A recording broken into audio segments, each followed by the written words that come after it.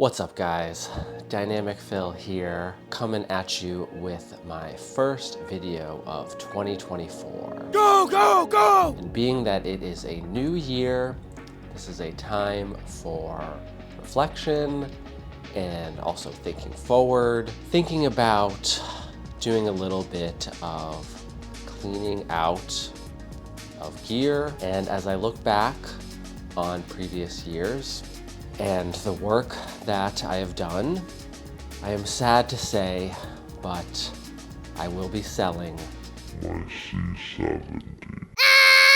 Now, I want to preface this video by first saying that the C70 is a great camera.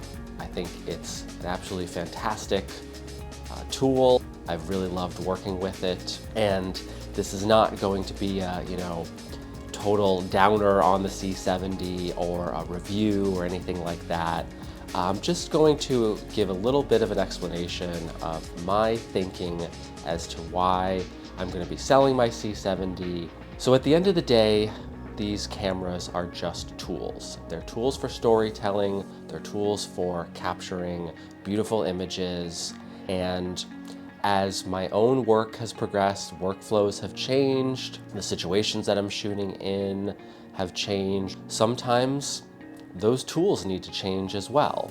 And now the C70 is really an incredibly functional camera. I love the body design. It's got plenty of great ports and physical buttons, which give you access to different options, such as changing the white balance or turning on peaking or using the amazing built-in ND filters. It's really clutch to have that just literally at your fingertips.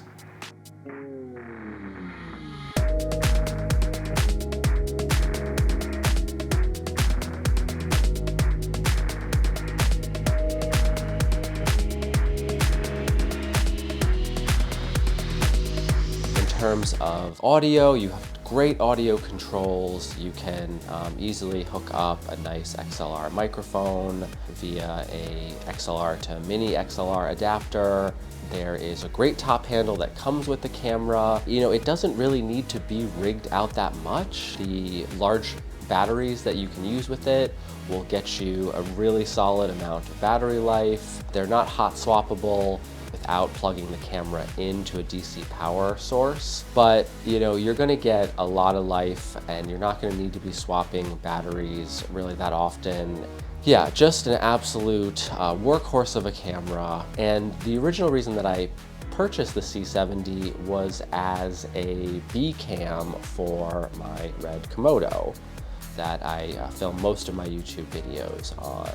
And so when I'm in the studio or out at an event and I needed a B camera, I would bring in the C70. It's an RF mount like the Komodo, and I figured that would, simplify things. I could use the same lenses, use the same RF to EF adapters and the ND filters and whatnot. But then as time progressed and client budgets started tightening up after COVID, or I would just find myself in situations where dealing with only larger cameras became a little bit difficult, and it just became easier to kind of go back to smaller mirrorless cameras in a number of situations.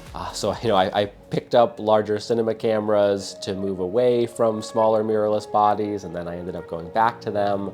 Now I'm shooting with Fuji mirrorless cameras. And really, kind of the big kicker for me was the limitations on resolution. So the C70 has a 4K sensor. It can't shoot above that. It is a great sensor. It's a dual gain sensor. Works quite well overall in low light for a smaller Super 35 sensor compared to a full frame sensor. But because of that 4K limitation, you're not going to be able to punch in or downsample from higher resolutions if you ultimately need to deliver in 4K. And I found that with a lot of my clients and the work that I was doing, I was really needing to deliver in 4K I had moved away from delivering in 2K. That was a big benefit of using a camera like the Red Komodo, which shoots in 6K, or the Fuji X-H2, which shoots in 8K. Being able to punch in or downsample to that 4K output is, really comes in handy. And you can punch in a little bit on the 4K footage of the C70, but not that much before it starts to break down. So if you're only shooting for, say, social media like Instagram and TikTok, where you only need to deliver in 2K, or you're creating vertical videos where you crop in on kind of the middle, then the C70 is going to be great for you. But if you need to work with resolutions higher than 4K or deliver in 4K, it's going to be very limiting.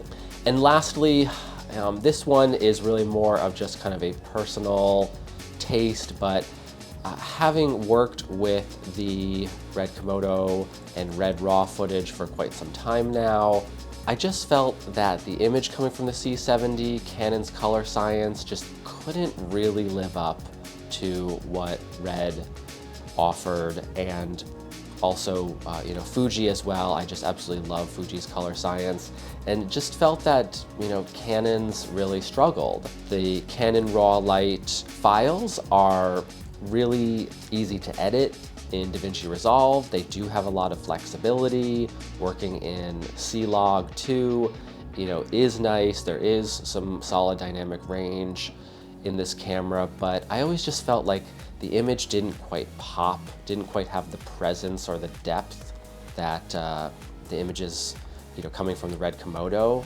have. All right, guys, so in conclusion, I want you to remember that these are just tools for telling stories. And we want to be able to tell the stories that we want to be able to tell without limitations if possible. So don't feel like you need to get yourself stuck in a particular, camera ecosystem. You invested in specific gear and you have to use it. It's okay to let go and move on if you find that there are better tools out there to help you tell your story. Well, I really appreciate you watching this video. 2024 is going to be a big year for this channel. I will leave you with some nice slow motion footage of fall leaves shot on the C70.